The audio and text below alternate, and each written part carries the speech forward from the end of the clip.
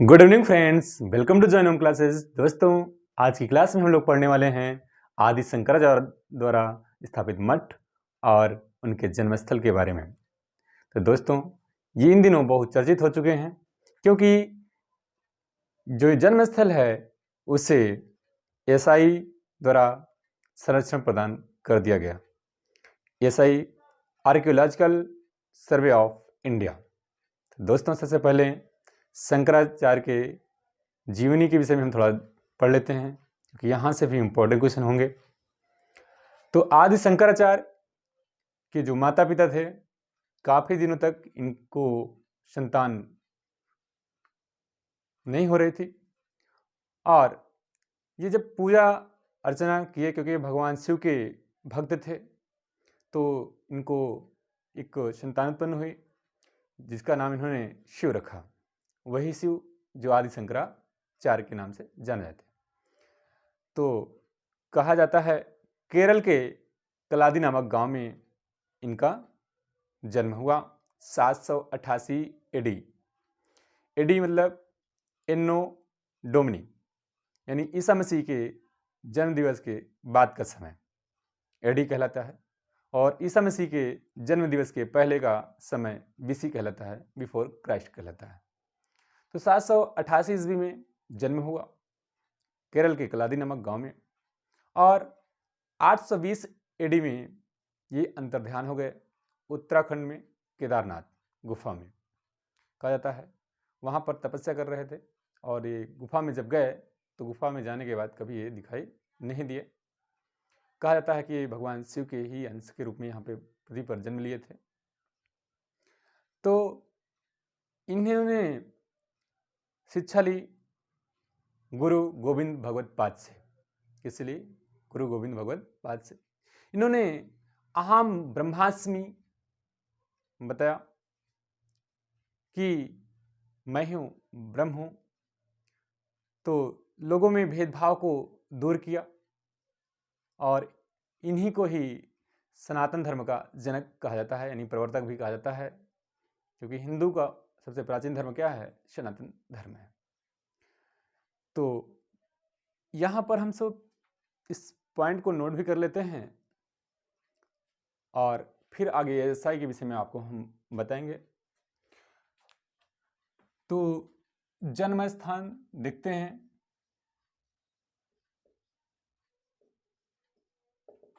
केरल कलादी। यहाँ पे कलादी या कलाडी, क्योंकि KALADI कलादी। दूसरा, यहाँ पर देखें इनके जन्म का जो समय था 788 एडी। मृत्यु या अंतर्ध्यान कह सकते हैं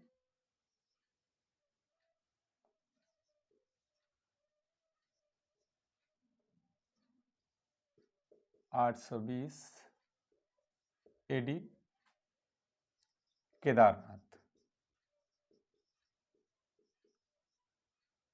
गुफा, उत्तराखंड। कहा जाता है ये जब संन्यास धारण करने जा रहे थे तो इनकी माता ने बहुत रोका। एक बार जब ये नदी में नहाने के लिए अपने माँ के साथ गए थे, तब मगरमच्छ ने इनका पैर पकड़ लिया।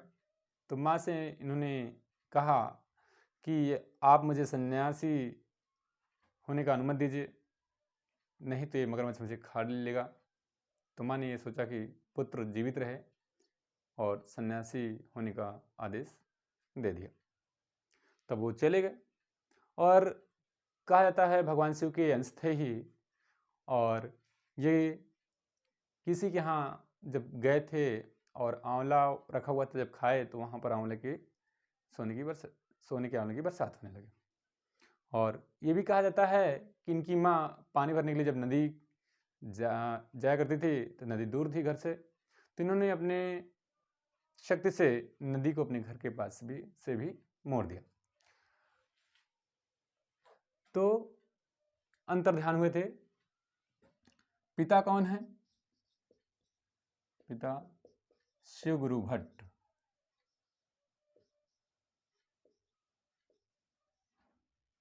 बट अगर जाति पूछ ले तो नंबूदरी ब्राह्मण। कौन से ब्राह्मण? नंबूदरी ब्राह्मण। माता आर्यम्बल। और गुरु जो थे गोविंद भागवतपाद।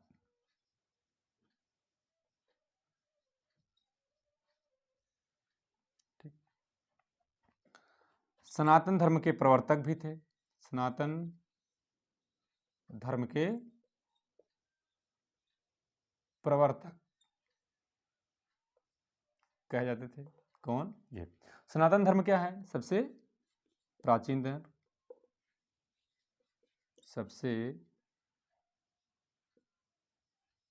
प्राचीन धर्म हिंदुओं का।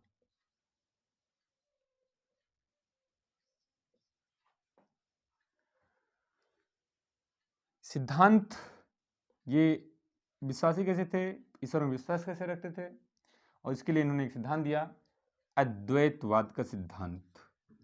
अद्वैतवाद का सिद्धांत। और कहा इस जीवात्मा को अहम ब्रह्मास्मि, मैं सबकी, चाहे जिस जाति का हो।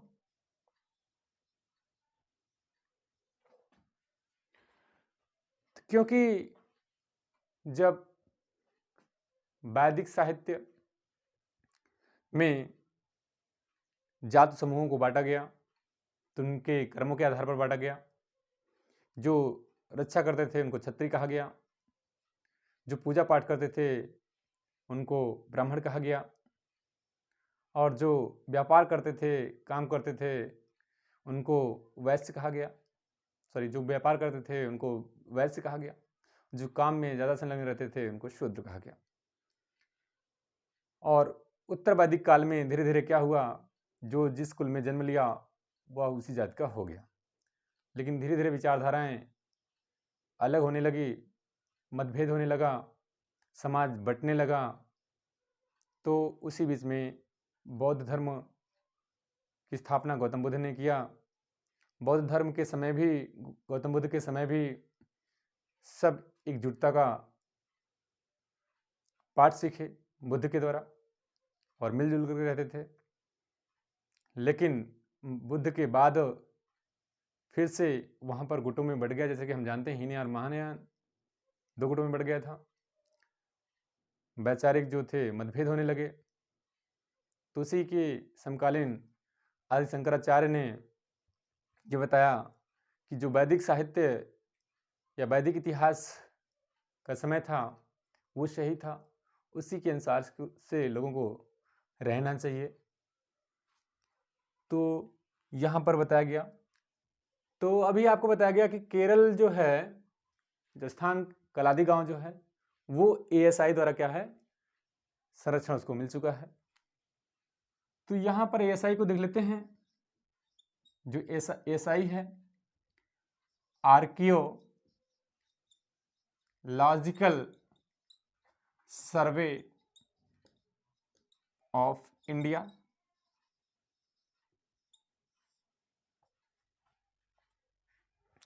यानी जो प्रागैतिहासिक यानी बहुत पुरानी वस्तुएं होती हैं उनका सर्वेक्षण करती है और संरक्षण प्रदान करने वाली संस्था जो है ASI है।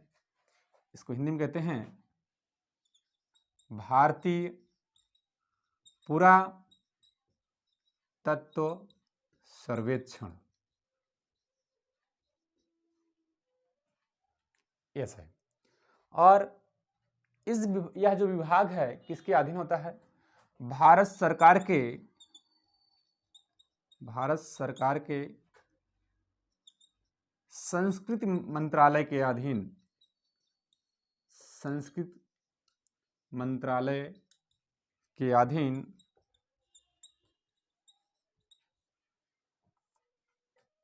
कार्य करने वाली सरकारी एजेंसी है।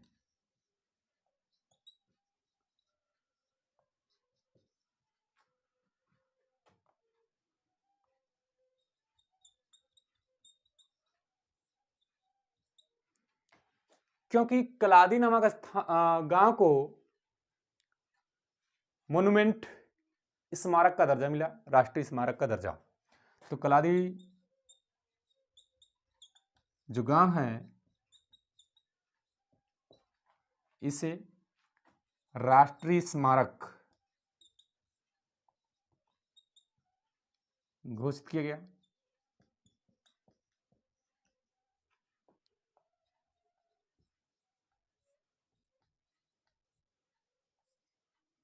किसके द्वारा? ASI के द्वारा।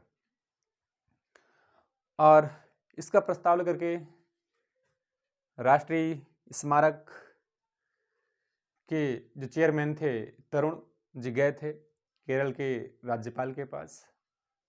और केरल के राज्यपाल जो इस समय दावेदार माने जा रहे हैं अगले राष्ट्रपति के, क्योंकि 25 जुलाई 2022 के दिन राष्ट्रपति का कार्यकाल समाप्त हो जाएगा, जो वर्तमान में हैं कोविंद।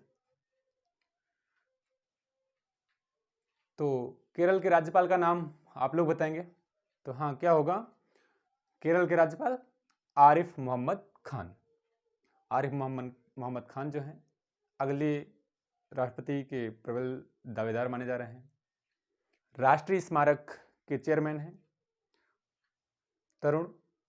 वो गए केरल के राज्यपाल मोहम्मद आरिफ खान के पास और उन्होंने इसकी मंजूरी दे दी। तो ASI हमने पढ़ा। ये सबसे पहले इसकी नींव किसने डाली इसको देख लेते हैं। तो ASI जो है विभाग, इसकी नींव सबसे पहले कब पड़ी इसको देखते हैं। Archaeological survey of India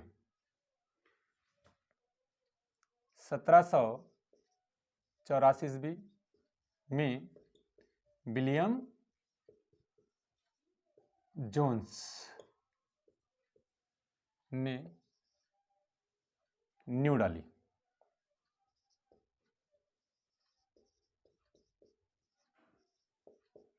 ASI। और इसका मुख्यालय कहाँ है? मुख्यालय है नई दिल्ली।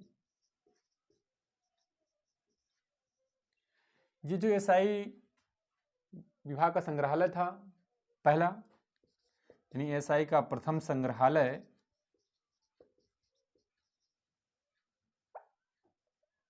संग्रहालय ये बंगाल में खुला।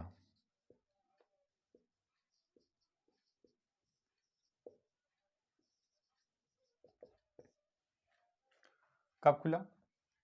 1814 में। 1861 में अलेक्जेंडर कनिंघम ने ASI विभाग की स्थापना की।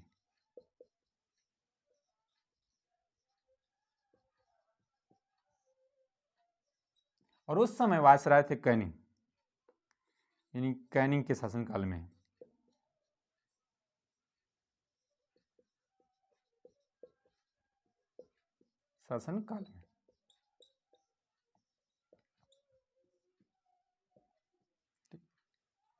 इसीलिए भारतीय पुरातत्व सर्वेक्षण का जनक भी कहा जाता है। मोस्ट इंपॉर्टेंट क्वेश्चन है। भारतीय पुरातत्व सर्वेक्षण का जनक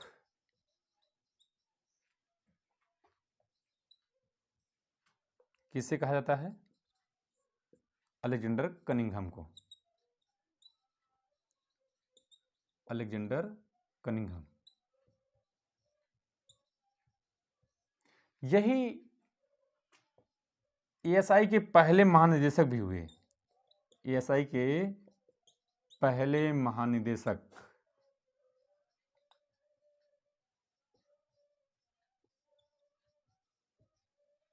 तो ASI क्या है? भारत सरकार के संस्कृति मंत्रालय के अधीन एक सरकारी एजेंसी है जो कार्य करती है। ये भी पूछा जा सकता है कि किस मंत्रालय के अधीन ऐसा ही काम करती है, तो बताएंगे संस्कृति मंत्रालय। तो यह कलादी नामक गांव जो था बहुचर्चित है इन दिनों, इसलिए ईएसआई विभाग को पढ़ना अनिवार्य है।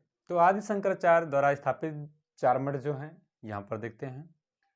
सबसे पहले आदि शंकराचार्य द्वारा स्थापित जो मठ था वह है श्रृंगेरी मठ, श्रृंगेरी शारदा मठ या श्रृंगेरी मठ कहते हैं। इसे वेदांत मठ भी कहा जाता है, वेदांत मठ। यह है कहाँ पर? रामेश्वरम,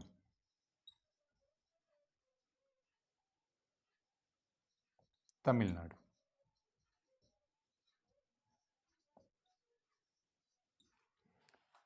और इस मठ की विशेषता क्या है, क्या प्रश्न आ सकते हैं यहाँ पर, इसको देखते हैं। यहाँ पर पॉइंट्स, यहाँ पर पहला यजुर्वेद, ये गद्य और पद्य दोनों में वर्णित है।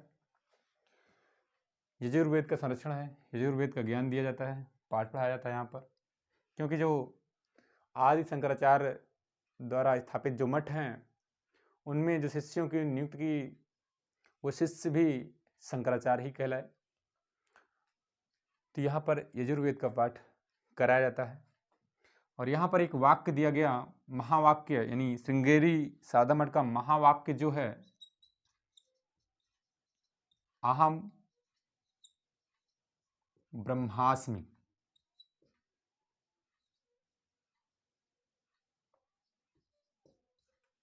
महावाक्य। यहाँ पर जो पहले शिष्य हुए श्रृंगेरी मठ के, उनका नाम है, इस मठ के पहले शिष्य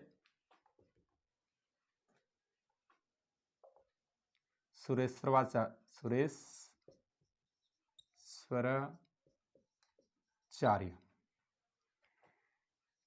इनका नाम आदि शंकराचार्य ने दिया। इनका जो पहला नाम था वह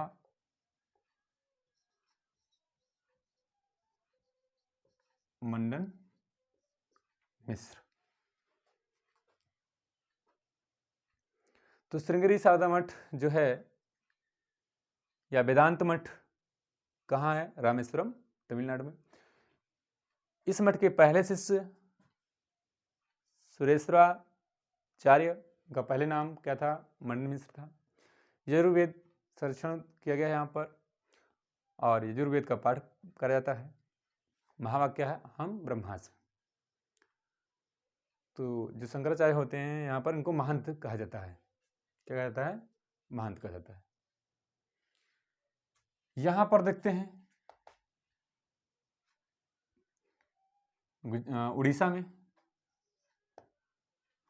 उड़ीसा में देखते हैं। उड़ीसा में एक मठ है जो है गोवर्धन मठ।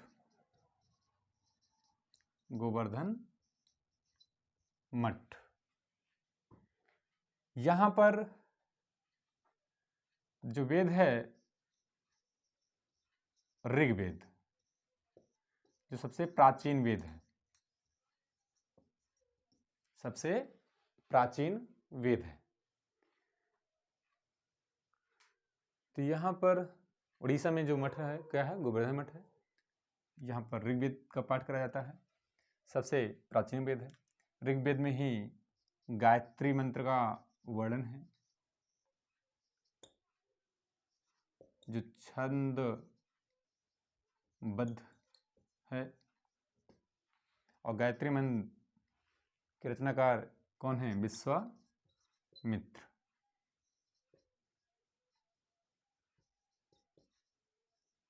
तीसरे मंडल में इसका वर्णन है। और यहां पर जो पहले शिष्य हुए, पहले शिष्य, उनका नाम है पद्मपाचार्य। इनका पहले नाम था सनंदन मिश्र।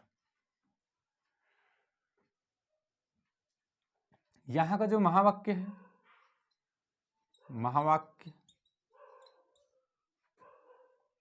प्रज्ञानम ब्रह्म, प्रज्ञानम ब्रह्म। तो ये पहले शिष्य पद्मपाचार्य इस मठ के, और सभी शिष्यों में भी कह सकते हैं, सभी शिष्यों में प्रथम शिष्य थे पद्मपाचार्य। यहां पर नेक्स्ट देखते हैं, उत्तराखंड में देख लेते हैं। उत्तराखंड में जोशीमठ या ज्योतिर्मठ कहाँ है? उत्तराखंड में।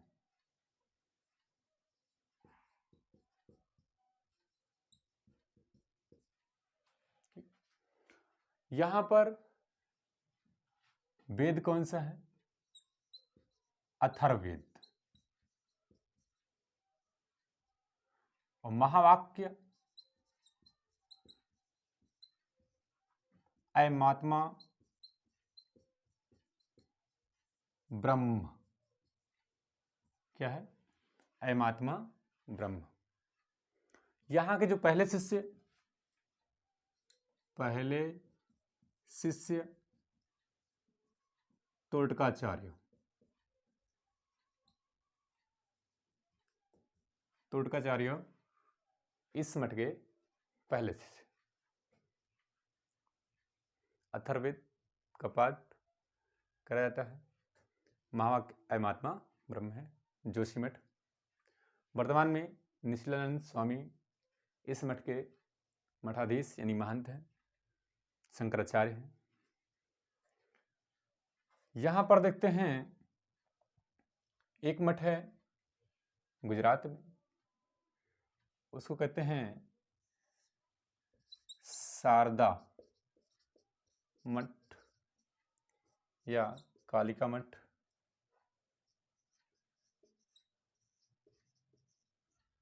कहाँ है? गुजरात में। वेद कौन सा है? सामवेद। संगीत का जनक या संगीत का वेद जो है वो सामवेद है। यहां का जो महावाक्य है, महावाक्य तत्त्वमसि। जो पहले शिष्य हुए, पहले शिष्य हुए, उनका नाम है हस्तामलक। इनका पुराना नाम, क्योंकि ये शंकराचार्य द्वारा दिया गया नाम है पृथ्वीधर। ये पहले क्या था? पृथ्वीधर। हस्तमलक शंकराचार्य द्वारा दिया गया नाम। यहाँ पर तोड़काचार्य का नाम गिरी के नाम से जानेंगे। तो ये आदि शंकराचार्य द्वारा स्थापित 4 मठ हैं।